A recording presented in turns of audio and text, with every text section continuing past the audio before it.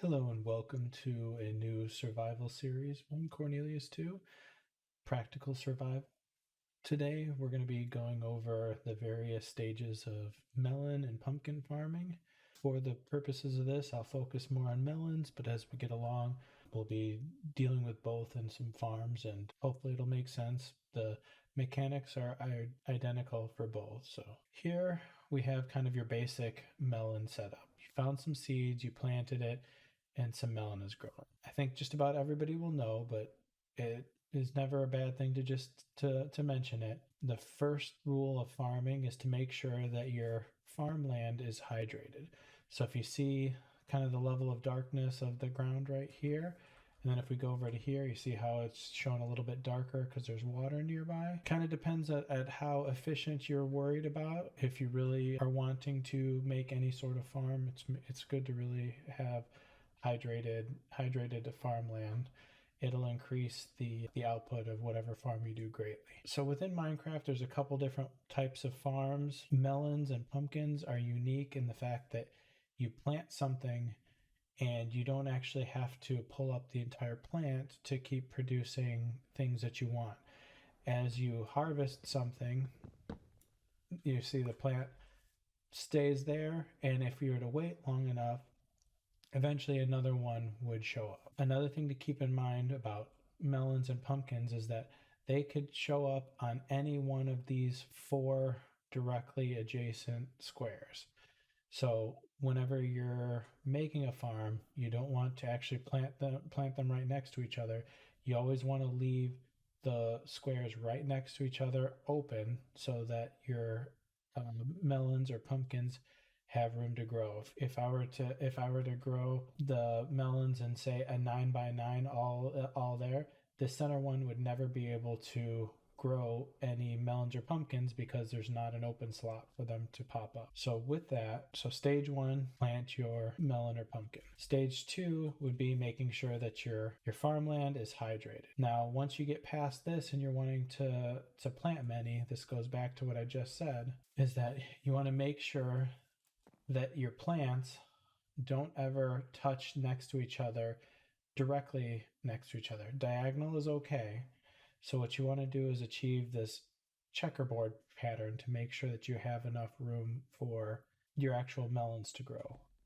Now, one thing that I've noticed is, oops, didn't mean to do that. In this later versions of Minecraft, it seems like there was an issue so if you're playing in older versions of Minecraft, if you had multiple melons here, the plants around it would all attach to that one melon or pumpkin, whichever it is, which would really limit your overall productivity. So to get around that, we'll look at this next setup that I have. It seems like as long as you're playing a recent version, this doesn't matter as much and you can just plant this in a full checkerboard pattern and be fine.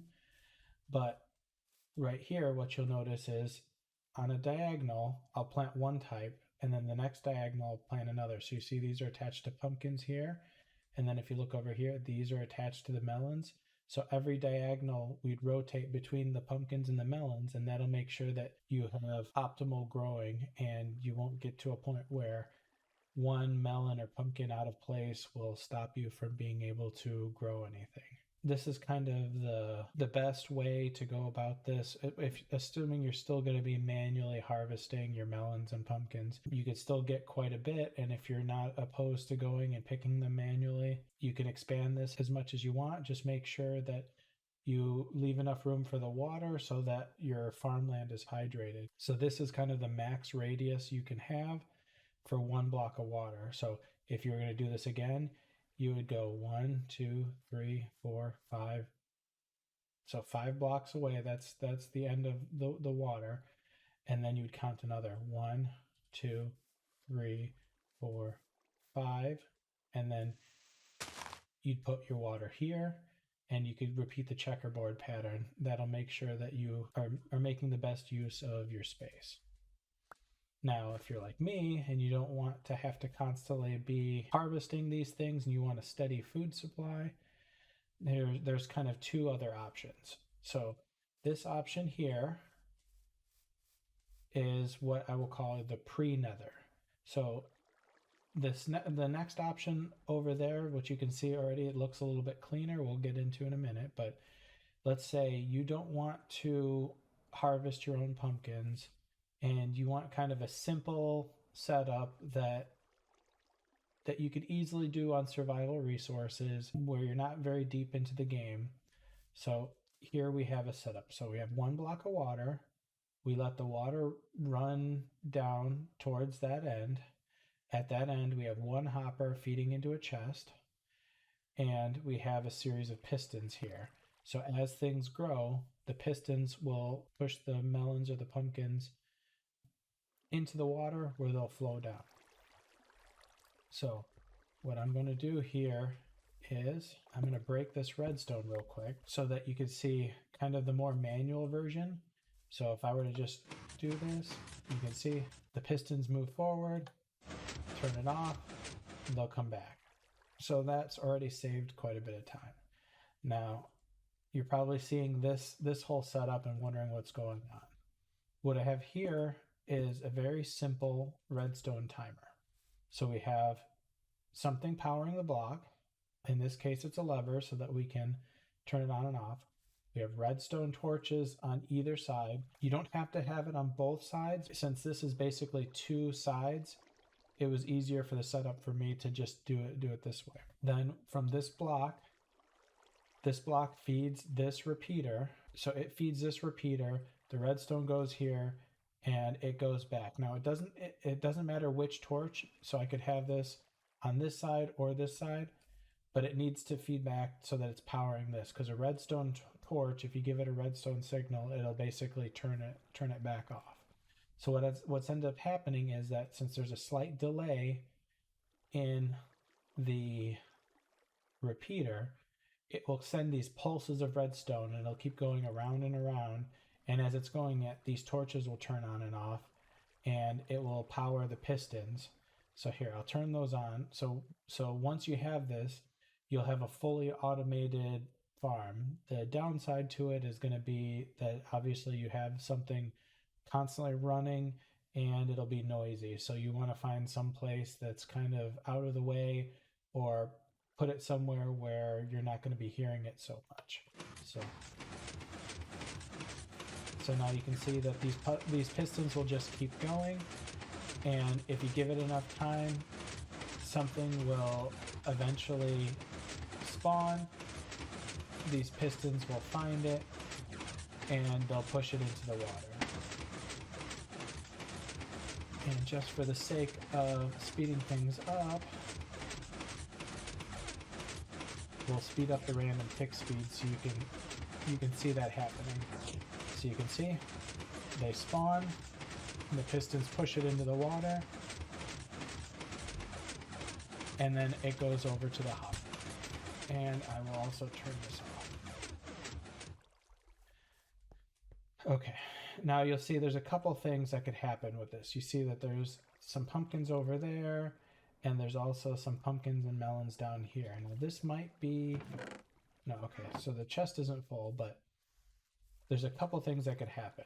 When the pistons push the pumpkins or the melons, sometimes instead of going straight into the water, they'll go off to the side or in either direction, and they'll get hung up here. The other thing that can happen is when they're coming down or when the pistons are pushing things, they can kind of go off to the side. This is actually probably the worst I've seen towards the chests right now, but by putting this half slab here, it greatly reduces that happening. So let's just put these back in here. But in general, this will run. The water will carry it over the hopper will put it into the chest, and you won't really have to do anything to maintain it. As long as you're okay with the inefficiency, it's still a lot better than doing these things by hand. Now, if you can make it into the nether and get some nether quartz, we'll show you the next setup that will kind of clean this up. But before we go over there, let's kind of give one more overview of exactly how this works. So we have the redstone timer that I mentioned. The redstone torches will feed this redstone, and then we're using repeaters. So this repeater powers this block, which powers the piston, and powers the next repeater, which powers this block, so on and so forth. Now, the way I did it, I made it so that the pistons are kind of going every other and there's a big gap in between. That's just kind of personal choice. You want to speed it up or slow it down, you can just use the repeaters right here to do that.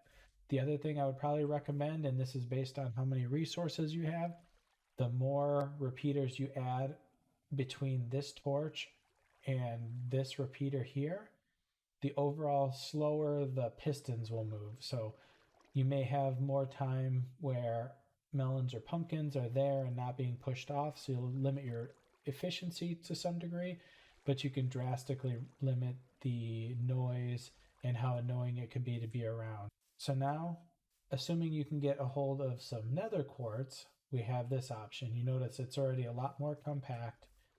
It doesn't have nearly as much in terms of setup for repeaters, or you don't need levers or anything. So here we have these observers. These observers will look at a block and tell when there's a change. And since it used to be that this didn't work, but in recent versions of Minecraft, now you can look at the plant itself. You don't actually have to look for the existence of melons or pumpkins. When that changes, it notices that, and in the back here, there's a little red dot. So that red dot, think that's where the redstone signal comes. So that red dot, you have it power an opaque block. So that's, dirt, cobblestone, grass blocks, anything like that. You can't use what they consider transparent blocks. You can't use leaves. You can't use glass. I think you can use like honey blocks. And I'm not sure about slime blocks, but it depends. So in general, if you're using dirt or cobblestone or stone, you're fine. But if you're trying to get fancy, you might end up hitting a block where this doesn't work. So just keep that in mind. But the observer, when it senses that change, will power this back block. Since this block is powered and we only really need it to touch the pistons that are next to it, we don't need it to trigger everything. We can just put a redstone dust. So this observer will power just this piston. Now the thing to keep in mind is that this observer is looking at this plant. This plant could grow melons on this side or on this side. So when it powers this block, it'll power both sides, and both of these pistons will go forward. And here again, it still has the same inefficiencies of the last one, where you can see where these broken melons and some pumpkins are there. So it depends on how much you really need resources. If you watch it every now and again, you could just kind of go down the center and collect those if you're worried about it. Now, one of the other things I did better about this one is I spaced my water just perfectly. When I made the other one with the timer, I didn't give myself enough room, so I had to shorten it just a little bit. And I think that's part of the reason why there was so many uncollected resources over the chest. So what you really want to do is, when you have the water, you want to figure out exactly where it ends and put the hopper at the very next block. So what that'll do is, when it's pushing stuff, it'll give things a chance to slow down appropriately, and you'll have less chance of missing out on anything. You're still going to have the issues up here. There's not much you can do about it, but at the end of the day, once this has been running for a while, you're going to get so many melons and pumpkins that waste is not going to be a big deal. So you can see this has been running for a bit. This has way more than you could use in any reasonable amount of time. And if you want more, this isn't very resource intensive. So assuming you can make it to the nether, I believe it's 1 nether quartz per observer. So I think it's just cobblestone, redstone, and nether quartz. So they're super easy to make. You can always make multiples of this, and easily with a few of those you could feed a whole server, and keep them in pumpkin pie and glistering melons for as much as you need. Now this is basically what I would consider the end game melon farm, and if you needed more, I would just make a couple more. But I know there's some people that take this stuff to the extreme. So what I'll show you next is kind of that next level. And if you notice, I've labeled these with stages. This one, we'll call it kind of the insanity stage, because it will generate far more than anyone could reasonably hope to use. It has much better efficiency, but it is far more resource intensive with your collection mechanism. So basically, since we're trying to really create a more dense mechanism to harvest, we've changed how everything works so that we can maximize the efficiency and make sure we don't have loss. Now, I know I just said we don't have loss, but you see a melon there. I'm willing to bet, and we'll look in a second, that that's actually not inefficiency. It's more that I've produced so much that I've filled up my chest and then also filled up my hopper system. So it's just basically backed up at this point. So with that, I will say, be careful with making this setup, because you could very easily start creating far too many pumpkins and melon slices than you could use, and they will start accumulating here. And in a single player world, it's not that big of a deal, but if you're playing on any kind of a server with other people, it could really start lagging and potentially even crash a server if you just have a whole bunch of open stuff. So that's just something you want to keep in mind. So with that, let's look. Yeah, so we have a completely full chest, completely full hopper. Yeah, completely full hopper. It looks like the other ones are starting to get full. So that's most likely why some of those that one shows up, but some of the other ones aren't having that issue. I took this to the insanity level and made a ton of hoppers. Now, this is going to be, without a golem iron farm or kind of being endgame and sharing a ton of resources or something. This is just far more resources than somebody would reasonably have. Usually what somebody would do is create a hopper cart system that will go back and forth and collect everything and then deposit that to save on resources. But for just the sake of this tutorial, since we're talking about melon farms and production, I didn't get into that. That said, if somebody would like to see a hopper cart collection system and how to put that together, please leave a comment down below, let me know, and I would be happy to create that video. So with that, I hope you can see kind of the progression of what you can do in survival to get a food production going. Once you have that initial set of melon or pumpkin seeds, the rest of it is pretty simple to get up until this point. I, again, don't believe that this step is necessary unless you're planning on being like the sole production of food for a fairly large server. But it's not really that hard to make. It just would have more of a complicated collection system.